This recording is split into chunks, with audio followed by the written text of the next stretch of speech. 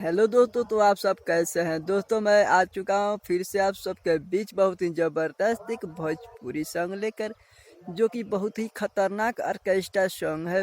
चलिए टाइम को बर्बाद ना करते हम मुखड़े को शुरू करते हैं।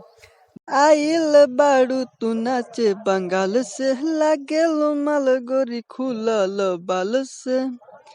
आइल बाड़ू तू नाचे बंगाल से, लागेलो माल गोरी खुलल बाल से।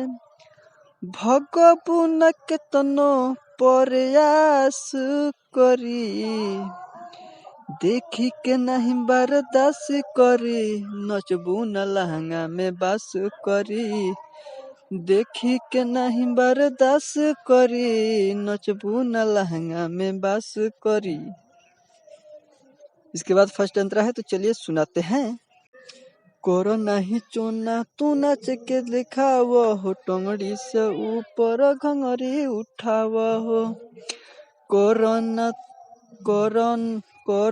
चोना तू नाच के दिखाव हो, टंगड़ी से ऊपर घंगरी उठाव हो।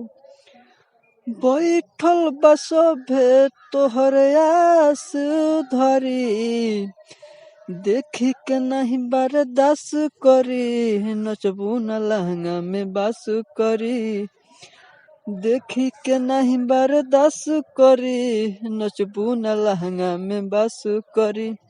इसके बाद लास्ट अंतर है, तो चलिए सुनाते हैं। सिंह मृत्युंजय देखी के हरी, पड़ जाई महंगा है ये फूल छरी। सिंह मृत्युंजय देखी के हरी, पड़ जाई महंगा ये फूल छरी। हवा न दावा कौन पास करी, देखी के नहीं बर्दाश्त करी। नचबू न लहंगा में बास करी, देखी के नहीं बर्दाश्त करी। नचबू न लहंगा में बास करी। दोस्तों, यह वीडियो आपको अच्छा लगा हो तो वीडियो को ज़्यादा से ज़्यादा शेयर कीजिएगा। हमारे चैनल पर नए हैं तो चैनल को सब्सक्राइब जरूर कीजिएगा। ओके, फिर मिलते हैं नेक्स्ट वीडियो में, तब के लिए बाय बाय।